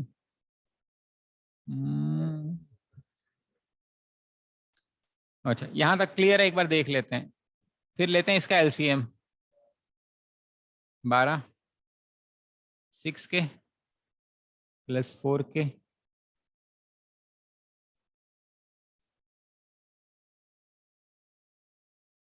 ठीक है, कितना हो जाएगा? 10 और 4 14, 14 के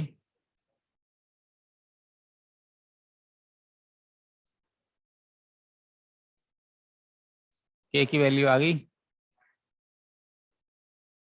1200 आ गई। ए की वैल्यू बनेगी 1200/2, कितना बनेगा? 600।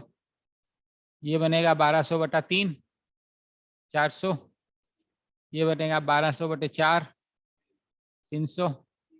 और ये बनेगा 1200/12, 100। अब बताओ क्या हो गया, क्यों? इंटीजर आ रहा है सारा?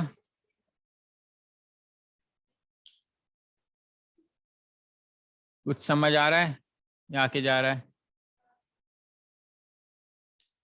कहाँ गलती हो रही थी? ऐसे क्या हुआ देखियो।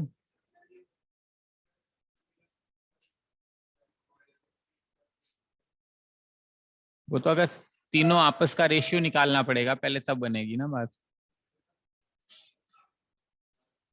तुमने भी यही किया था? तुमने क्या किया था?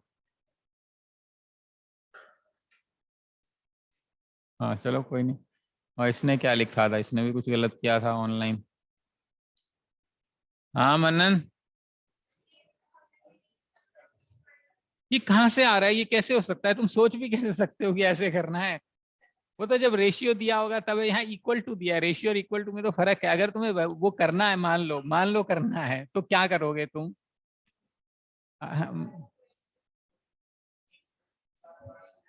12 से मल्टीप्लाई करोगे तो जो ए का रेशियो बनेगा ना, ए का रेशियो बनेगा 1/2, बी का रेशियो बनेगा 1/3, सी का रेशियो बनेगा 1/4, डी का रेशियो बनेगा 1/12। अब अगर तुम्हें किसका निकालना है, अब क्या किया होगा? अब क्या करा? चलो ये बताओ, मेरे तो समझ नहीं आ रहा। तुम कैसे सोच सकते हो? मतलब मैं सोच नहीं पा रहा हूँ कि वो गलती कैसे हो रही है। या तो मुझे समझाओ, ताकि मैं ये समझा सकूं कि ऐसा नहीं सोचना और कहाँ ये गलती का स्कोप है।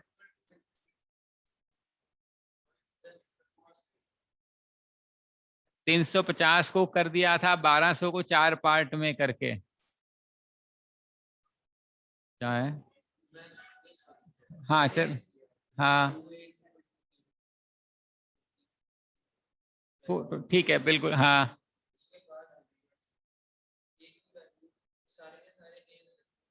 ठीक है, कोई बात नहीं, चलेगा।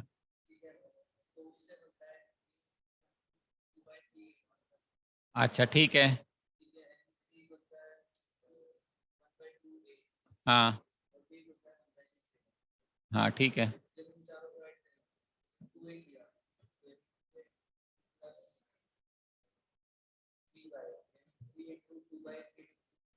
मैं समझ गया क्या कर रहे हो। तुमने 2/3 ऐड किया, तुमने 4 ए को इक्वेट किया ना, और फिर तुमने 1/2 ऐड किया, और फिर तुमने 1/6 ऐड किया, तीनों ऐड किए ना?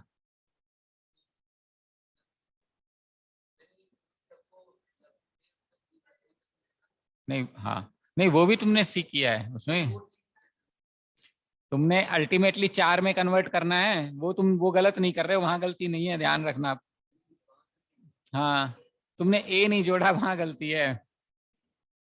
तुमने जोड़ा, तुम, अच्छा ये जोड़ दिया। अच्छा ये तो जमा ही गलत है। हाँ ठीक है। नहीं नहीं नहीं नहीं नहीं, ऐसे भैया, जब तुमने ए बी सी में कन्वर्ट कर लिया तो ए प्लस बी प्लस सी की वैल्यू है ना 1400। 2a की वैल्यू प्लस 3b की वैल्यू प्लस 4c की वैल्यू प्लस 12d की वैल्यू थोड़ी ना है 1400। ए वहां दिख भी तो रहा है statement, A plus B plus C plus D.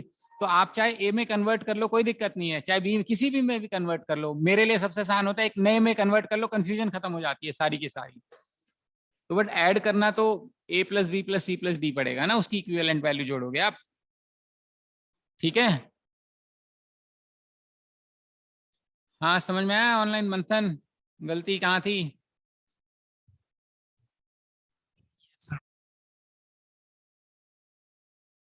आवाज तो नहीं आ रही।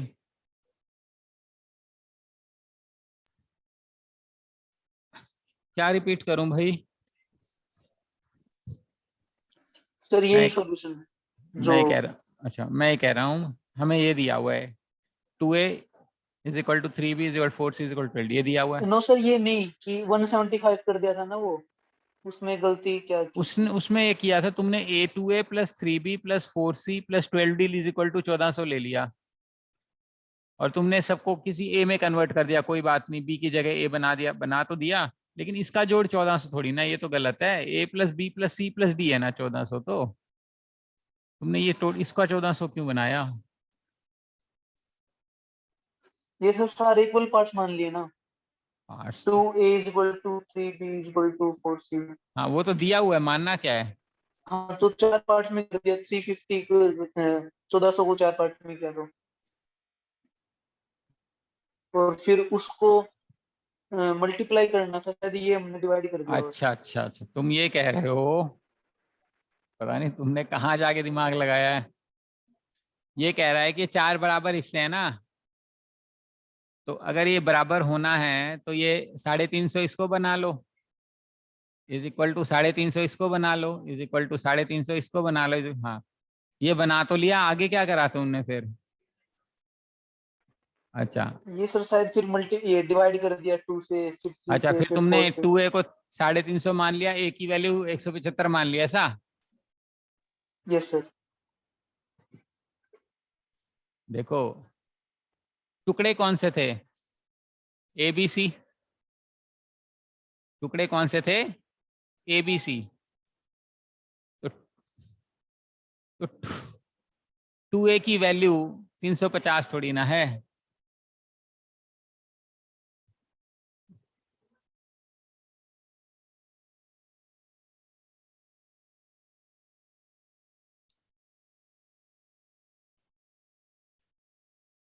देखो, तुम पता है क्या एज्यूम कर रहे हो? तुम ये एज्यूम कर रहे हो कि ये वाला 350 है ना, इसको, इस 2a को जब हम जोड़ेंगे, किसको?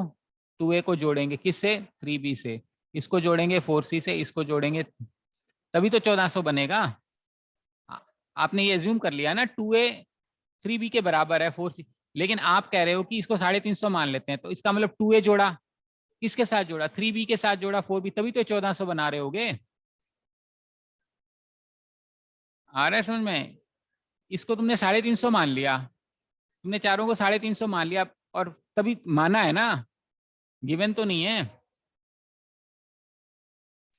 Yes sir. जो गिवन है वो ये गिवन है, ये थोड़ी ना गिवन है कि 2a को अगर अपन इसमें जोड़ देंगे तो 1400। अगर ऐसा होता है ना, 2a plus 3b plus 4c plus 12d is equal to 1400, और 2a is equal to 3b is equal to 4c, तब तो आप कर सकते थे, लेकिन ऐसा दिया तो नहीं हुआ ना। समझ में आ रहा है क्या कह रहा हूं मैं? इसका सम दिया हुआ है, तुम 2a का सम मान रहे हो 350।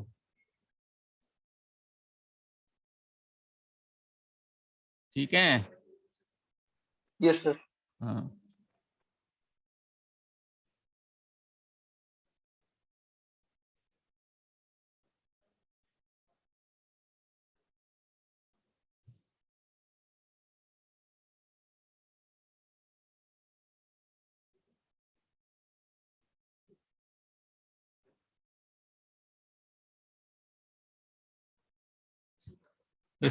इसको गलत मत करना, ठीक है?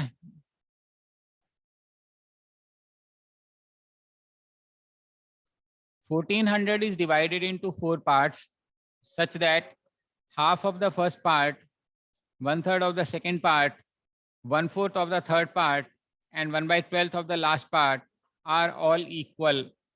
Find the 4 parts.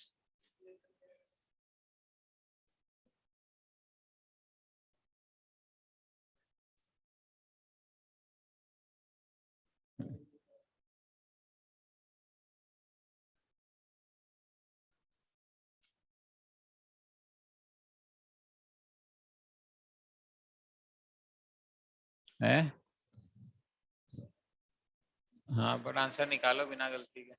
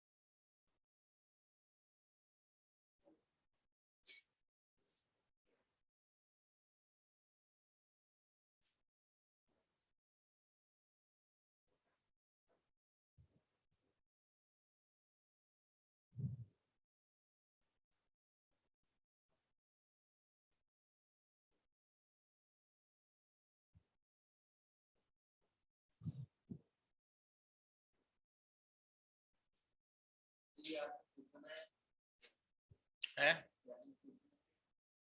नहीं दिया हुआ है।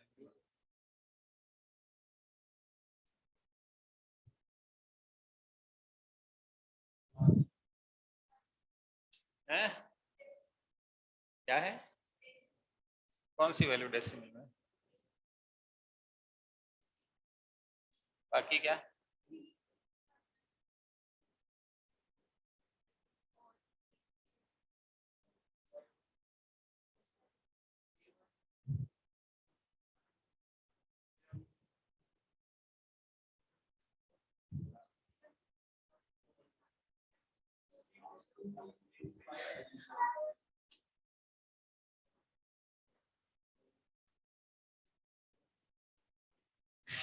C is equal to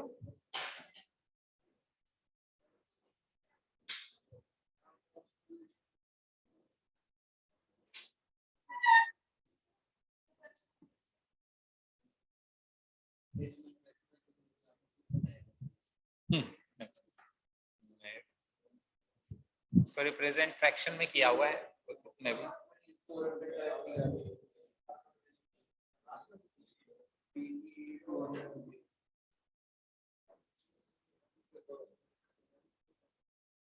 हाँ भाई बनी बात कुछ नहीं, काम फंस रहा है। पहला वाला हो गया था, पिछले वाला समझ में आया था? पिछले वाला समझ में आया था, ये बता पहले। अच्छा बस सेम ही तो है।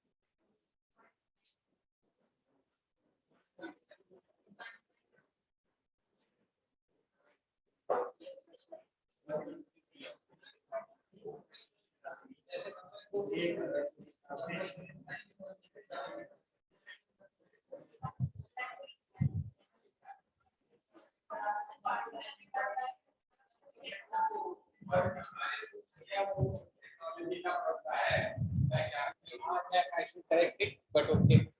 अब 1/12 लिखना, ठीक है? It's not 1/12.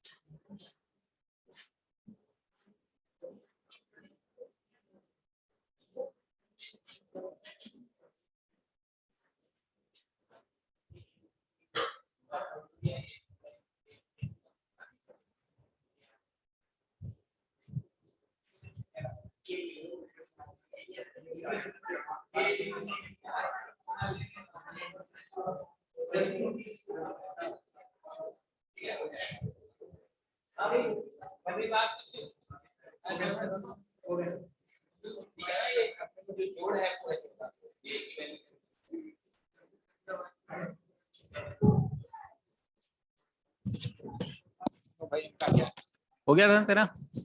हाँ जी, ऑनलाइन किडोज बोलो। हो गया सर। फ्रैक्शन में है सर एक ही वैल्यू एनी समस्या? 133.2। यश कुछ पूछना चाह रहे हो? तुम्हारा माइक ऑन है। सर वैल्यू 133.2 आएगी एक ही।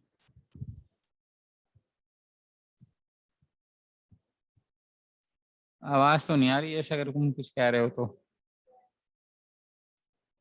नहीं, अच्छा ठीक है, चलो।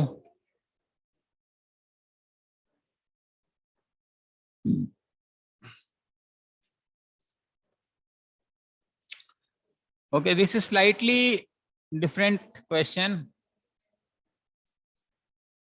A का 133.33 आ जाएगा. Basically, it is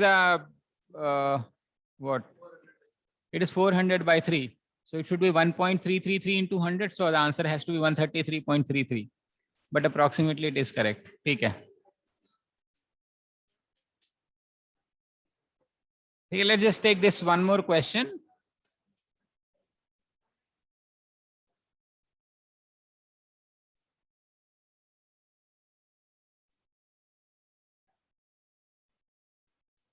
There are two classes A and B.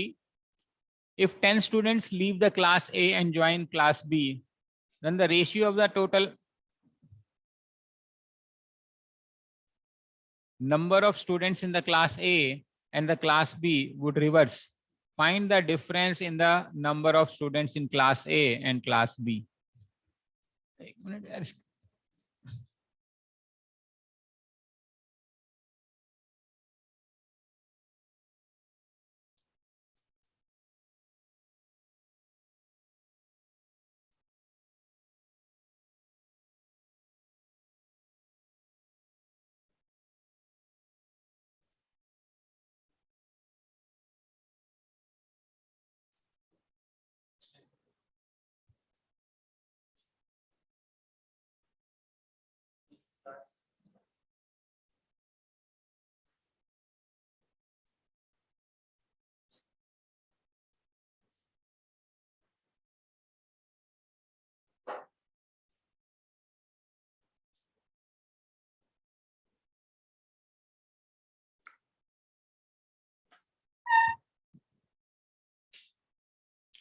it's a good question.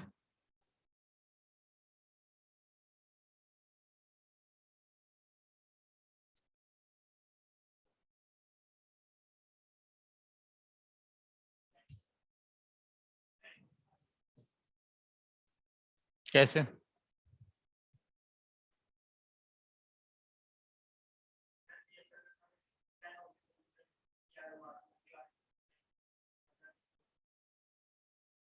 तो जीरो हो जाएगा। एक में कितना माना? 10, एक में 20, एक में 10, एक में 20। अच्छा, ये 20 वाला वहां चला गया तो 20 हो जाएगा, इसका 10 हो जाएगा। ठीक है,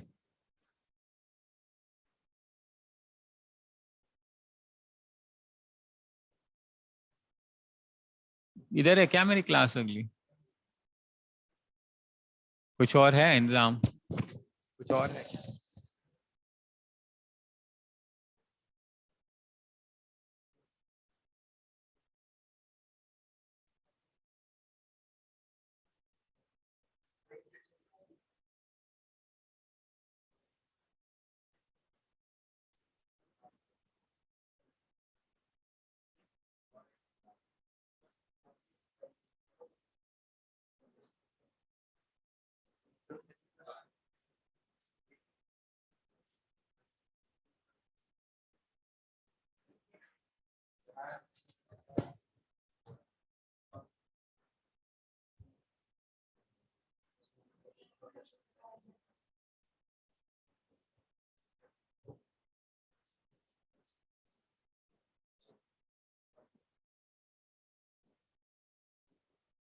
अरे जुगाड़ तो सही रखा है इसका, 10 ही है।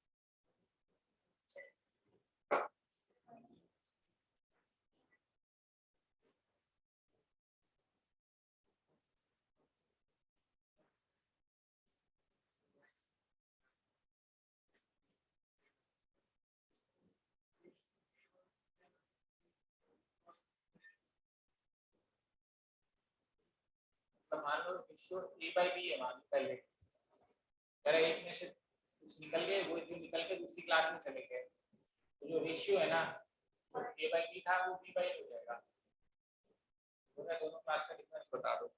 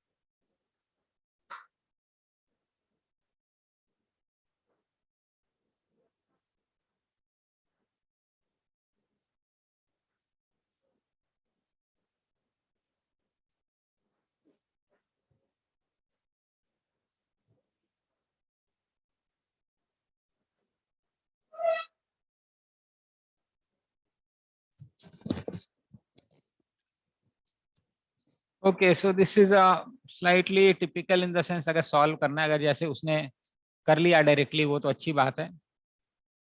मान लेते हैं हमारे पास दो क्लास है, ए और बी, उनका रेशियो ए बाई बी, इसमें ए बच्चे इसमें बी बच्चे, रेशियो है।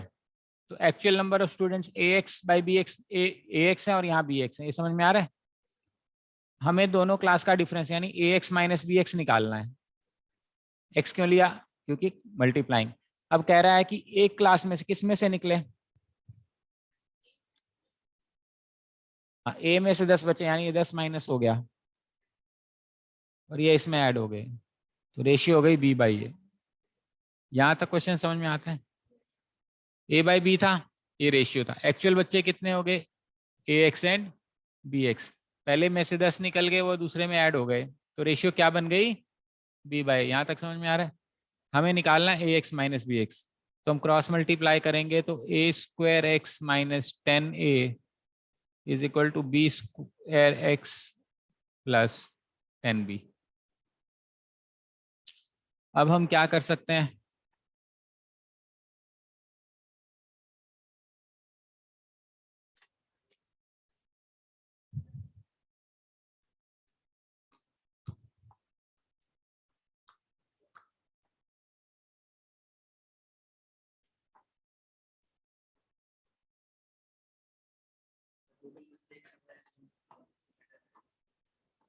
है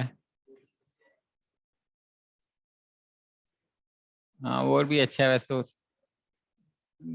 मतलब लेकिन वो रेशियो रिवर्स करनी पड़ेगी ना।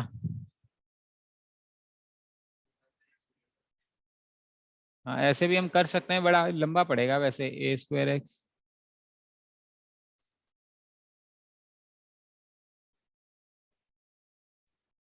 अब इसको स्प्लिट करने के लिए लंबी स्प्लिटिंग चलेगी, ये स्प्लिट हो जाएगा,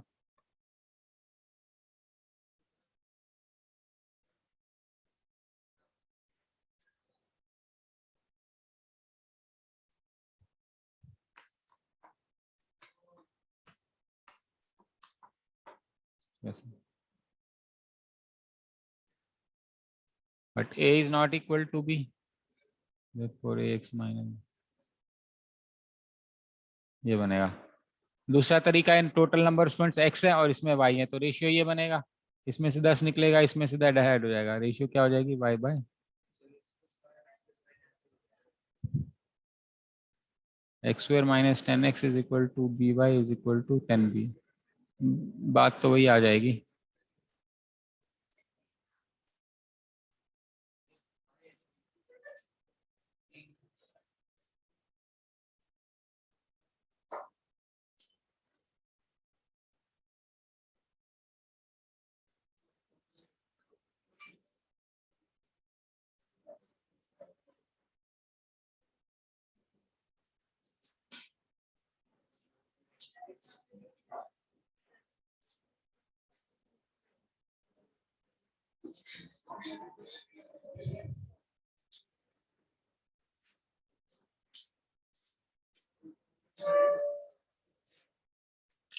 कैसे भी कर लो, बात वही पढ़नी है।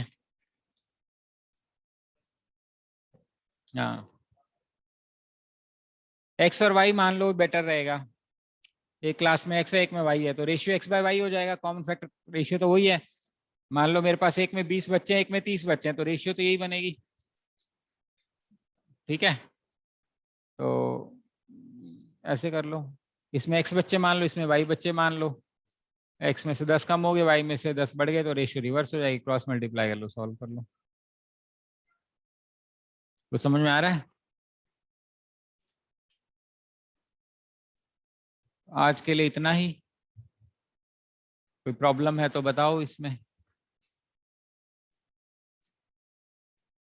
नहीं तो इसमें कुछ क्वेश्चंस अगर बुक्स है तो आप कर सकते हो, इसके बाद हमें प्रोपोर्शन और वेरिएशन और करना है इस चैप्टर में, ठीक है, तब खत्म होएगा।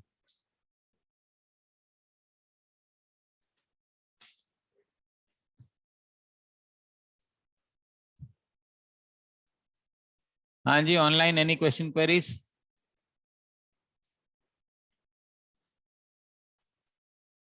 Okay then let me end this meeting. Sir, excuse me, sir.